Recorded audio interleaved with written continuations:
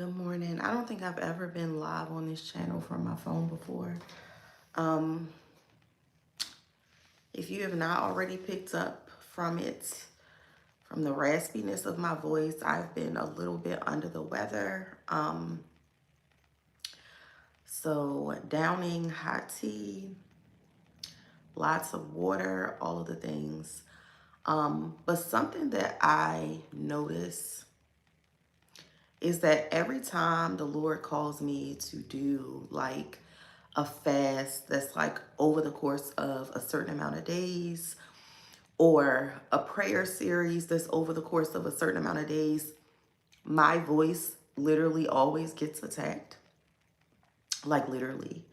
Um, I was like starting to deal with like post like nasal drip and stuff, which was bizarre because I'm like, I don't remember being like, congested or, having like a runny nose or anything.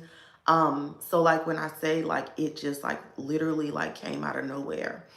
And the Lord had been speaking to me over this past weekend about doing this prayer series, the Unstuck prayer series.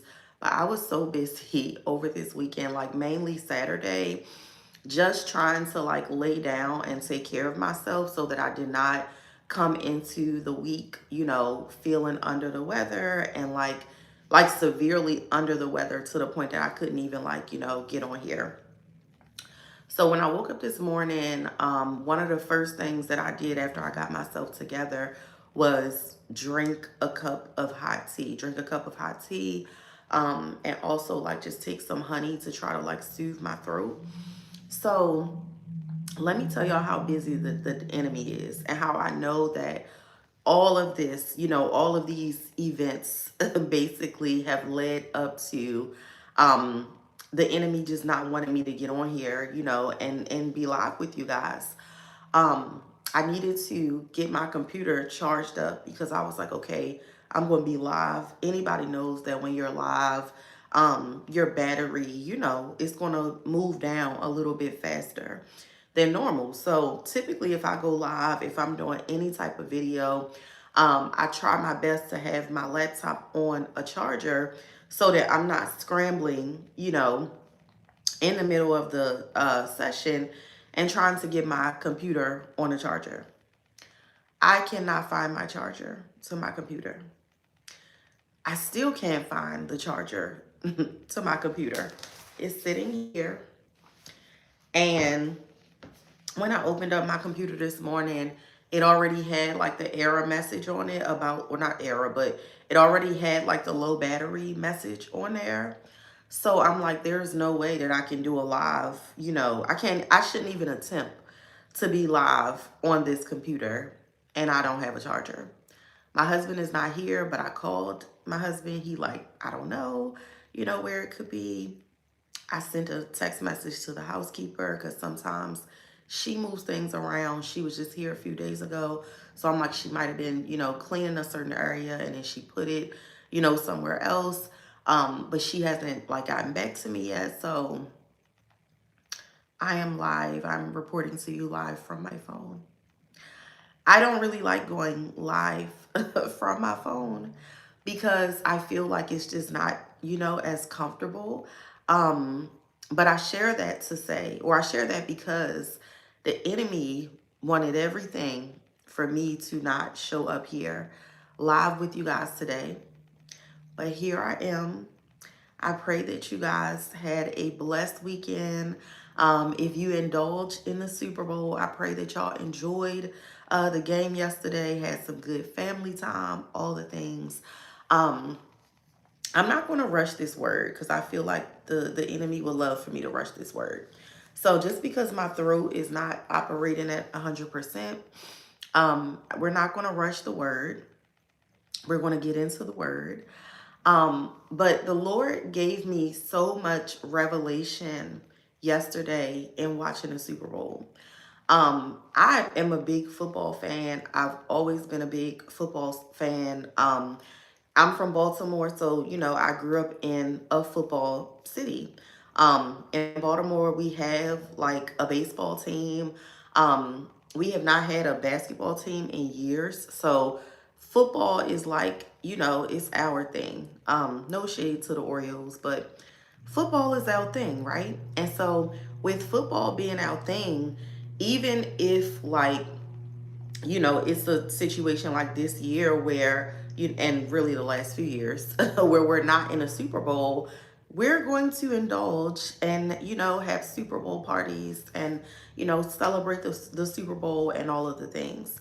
So I was front and center, watching the Super Bowl last night, and I'm watching, and I did want the Seahawks to win. Mike McDonald used to work for the Ravens, so in support of him, wanted the Seahawks to win. Did not want to hear another narrative about how many rings the Patriots got and how they're back and all of this stuff. So the team that I wanted to win ended up winning. So glory to God for that. But as I'm watching it, I was there for the commercials. I was there for the ads. As I'm sure many of you guys may have been as well. Like that's another really big highlight of the Super Bowl. Like, even if you don't understand what's going on, you don't understand the game, even if you're not there for the halftime performance, because that's another big thing that a lot of people come for. Many people are there for the ads as well, because the Super Bowl is a time where you're seeing these ads that you may never see again. It's also ads that, they have put, I would say, a ton more effort into, because the ads are very costly. The average Super Bowl ad last year, the numbers aren't out yet, or at least they probably are. I haven't seen them, so let me correct that. The average cost for a Super Bowl ad in last year's Super Bowl was between $7.5 million and $8 million. So people are putting a ton of money into these ads, okay? So they not playing. They come in with their game face. They come in, putting their best foot forward in most cases, because they want to maximize the most of this money that they have invested. Like when you're doing a Super Bowl ad, I'm pretty sure that the goal is for it to be memorable, because that's the question that comes up. Like, before some people ask you what was your thoughts on the game, people will literally say, like, what was your favorite ad? Like, I'm sure that y'all are already seeing posts this morning from different publications. Like, this was my favorite ad, and this, was the one that I really like. Like, the ads are a very big deal, okay? So I got some water because I'm like already struggling. The ads are indeed a very big deal, right? So what the Lord had me do was go all the way back to the very first Super Bowl. Now, there were like games prior to the very first Super Bowl that were considered like championships and things like that. But I'm talking about the very first Super Bowl, like where it was officially called the Super Bowl way back in the 1960s. It was 1967 to be exact. The very first Super Bowl, the amount of views, I want to say, I would have had it pulled up on my laptop, but we all know how that's going. But the very first Super Bowl had around like 20 million views. Now, you may listen to this and feel like, oh my goodness, that's amazing. That's so many views. And, like that might feel like it's a very big deal, right? But 20 million views is nothing compared to the amount of views that the Super Bowl gets today. And because of the amount of views that the Super Bowl is getting today, that is why back then ads were going for thousands of dollars, which still was a lot of money back then. But now you have ads that are literally going for almost 8 figures. In the next couple of years, we're going to see that to run an ad, a 30-second ad at that, during the Super Bowl is going to be over 8 figures. We, at the rate that this is going, because I'm gonna tell y'all what the NFL is doing from a business perspective. You're seeing more and more international games. It was just they just had an ad last week talking about how in the 2026 season we're going to have more international games. We're going to go, they're having the very first international game in Australia. So they've already had these games in London, They've already had these games in Brazil. They've already had games in Mexico. They've already had games in Germany. They are expanding their reach. The NFL is expanding their market. So even though the Super Bowl is already at over 100 million views, we are going to see the Super Bowl be at 200 million views. We are going to see the Super Bowl be at 300 million views. We are going to see the Super Bowl viewership get higher and higher and higher and higher because it's consistently growing. The NFL is doing the work to consistently grow their most valuable products. Catch what I'm saying? Catch what I'm trying to put down. In the Super Bowl, there's the MVP, most valuable player. But the NFL knows that their MVP, most valuable product, is the Super Bowl. So that is what they put all of their effort into. Like, make no mistake about it, these international games is not just about, oh, because they don't even be caring. First of all, American viewers, y'all, like, them international games come on so early that half of the time we still be asleep. Like, I'm talking about sometimes them international games be coming on like 8 o'clock in the morning. And don't, if you're on like Pacific time or something like that, it's even earlier, right? So they don't care, about things in terms of like just us watching it. They're like, listen, we love y'all, but we already got y'all. We over here trying to get more views. We're trying to get people from another area. We're trying to get their eyes on us, right? So they're moving and they're doing all these international games. But I want to let y'all know the Super Bowl, the football game, it's a game, but it's literally content, y'all. It's literally content. It is literally content. We are hearing all these things, all these predictions about how much the content creator industry is growing and it's getting bigger and this is happening and that is happening. But the thing about it is that the content creator industry is growing even greater, with large platforms, but also it's growing even greater with smaller platforms. One of my friends, I'm talking about practically family at this point, because this is somebody that I've known for over 30 years. If y'all are football fans, y'all have heard of Black Girls Love Football. One of my really good friends from Baltimore started that brand, and guess where she was at yesterday? In San Francisco at the Super Bowl, and not on her dime. Not because she paid for it. Somebody else paid for that. They sponsored it. But guess how she got to the place of getting that sponsored? She got to the place of getting that sponsored because she has been creating content consistently. So one of the things that we see all of the time as Christians in the week after the Super Bowl, and I'm sure that it's probably already post now. I haven't seen it, but I'm sure that it's already post now. We're going to see people say, this ad was demonic. That ad was demonic. I thought that this part of the performance was demonic. I felt like when such and such happened, that was demonic. Like, you're going to see people share. They're going to have whole videos on things from the Super Bowl that they thought was demonic. Now, I'm not debating, whether that's fact or fiction, because honestly, I did not watch the entire Super Bowl from start to finish. We had company here, so I was tending to company. So I didn't get the opportunity to, like, I saw glimpses of the halftime show, did not really see a lot of the halftime show. Didn't even see, the bulk of the game, honestly. I know that the majority, or no, not even majority, I know that all of the first half was field goals. The most memorable ad for me was the Marshawn Lynch Nike ad where he talked about revenge. But for real, other than that, like, it's not a ton of things that I really remember because, like I said, oh, okay, I'm looking at your comment. They're all over the place saying if you watch, you must repent. See, okay, I told y'all. They gonna be saying stuff. They gonna be saying stuff. What the Lord challenged me with about these comments, with people saying that they believe that certain things are demonic and they believe that Christians shouldn't be watching and all of these things. Where is the Christian Super Bowl? Like, where is the media events in the Christian space that's as big as the Super Bowl,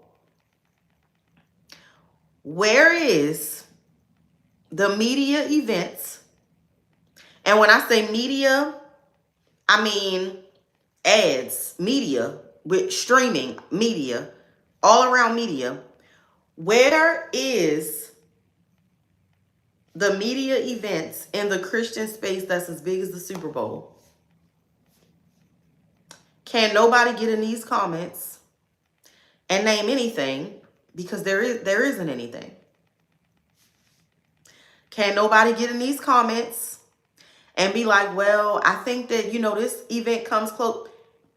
There's literally nothing that comes close.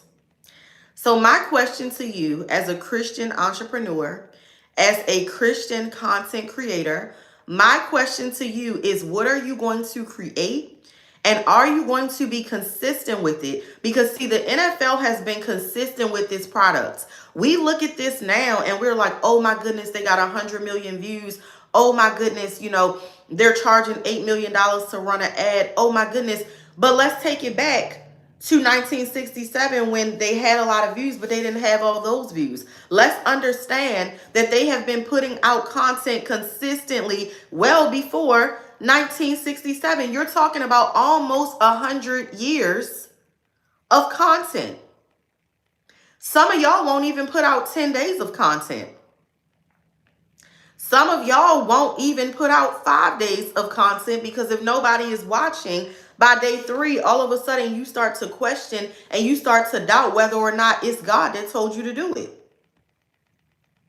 Something else that the Lord gave to me yesterday, He said that it is better to be delusional in your faith than to be doubtful.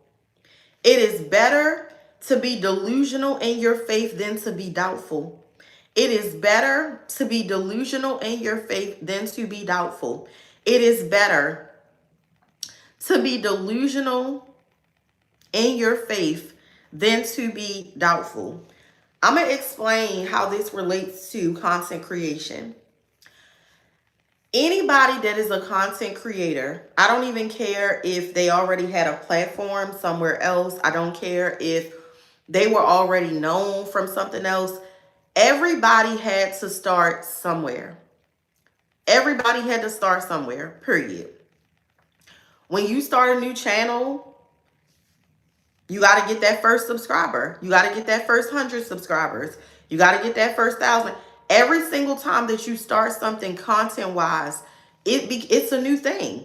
When I started this channel, I had to start. Right now we have like a couple hundred, subscribers, but I had to start this even though I already have a YouTube channel that has over 1,000, over 1,200 subscribers on it. I had to start from somewhere. And not only did I had to start, but I had to be consistent, because even though you have a platform elsewhere, I have a platform elsewhere. I have an email community. I have a social media following. I have people that have come to live events. I have multiple platforms in various spaces, right? I have these platforms. But here's the thing. If I go and I send my email or I send my email list an email and I say, hey, come and subscribe to my YouTube channel, it's going to be people who subscribe, but it's not going to just be 5,000 people who subscribe to my YouTube. So it's like, yeah, I can get some of those people to trickle over here, but eventually I have to do the work over here to build up this channel so that when I'm sharing content over here, people are actually watching. What are you going to be consistent with? Because God needs us to be consistent. We so mad talking about this is demonic and that is demonic.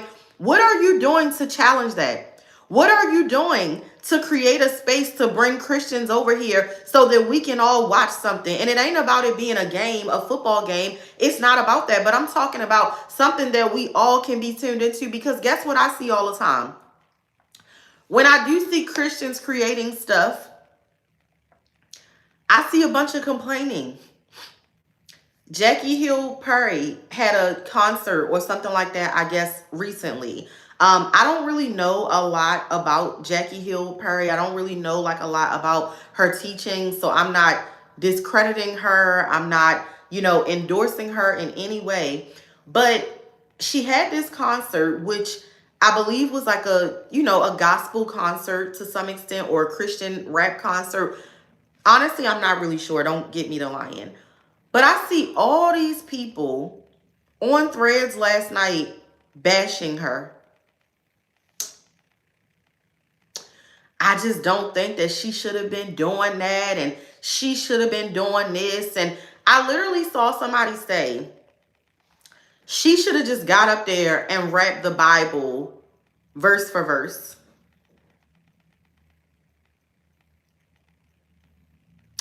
And then if she would have did that, y'all would have said she had us show up to this concert and all she did was rap the Bible. I could have read the Bible for myself. So I say that to say, when Christians are trying to do something, y'all find a problem with anything. If you're not talking about what somebody is saying, you mad about what they got on. For real. It's like, what don't people have a problem about? It's crazy. You get online and you get mad talking about how this church needs to be doing this and they need to be having this. They need to be paying people's rent and they need to do those things. You get on the internet and you say that, but then you also get on the internet and you talk about how churches are petty for asking people to tithe. Which one do y'all want? Do y'all want churches and ministries to be able to have the resources to help people? Like what are we doing here? What are we doing? I'm gonna stay on track because I'm almost getting off track. Um, but we have to be creating. And not only are we to create, but we need to be creating consistently, you guys. Creating and creating consistently. Again, creating, and we need to be creating consistently. It's not just going to happen from you getting on YouTube and going live one time. It's not just going to happen from you coming on YouTube and going live for a week. It's not going to just happen because of that. It's going to require consistency. It's going to require you building on this thing. Delusional faith. I want to go back to that. Delusional faith says, God, even when I don't see the fruit yet, I am believing that the fruit is there. I don't believe that God would call us to barren activity. Okay? I'm going to say that again. I don't believe that the Lord will call us to barren activity. Meaning, I don't believe that for kicks, God just asks us to do things and he asks us to do things just because and nothing ever happened. It never turns out to be anything.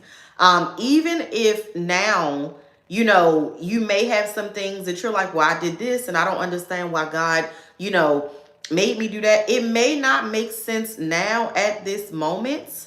It reminds me of what the word tells us. I think it's like in the book of John or something. And it says like, you don't understand this now, but you will eventually understand this. So you have to really cling to that. When you know that God told you to get on YouTube and you only got 3 subscribers on there and you like, dang, I've been putting out content for the last 3 days. Where's everybody at? I've been putting out content for the last 30 days and I only got 3 people. What's going on?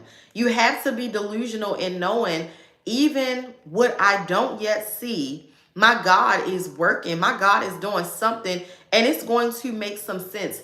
One of my biggest regrets, y'all, is being disobedient with YouTube.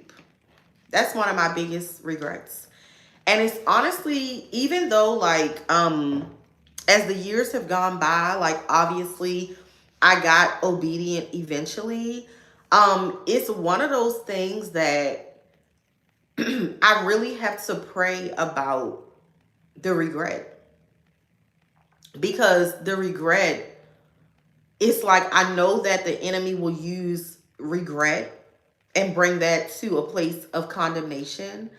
Um, And then that'll kind of cripple you where you're like, well, let me just not do anything because I done already pissed God off, right? So the Lord told me to start a YouTube channel way back in like 2017.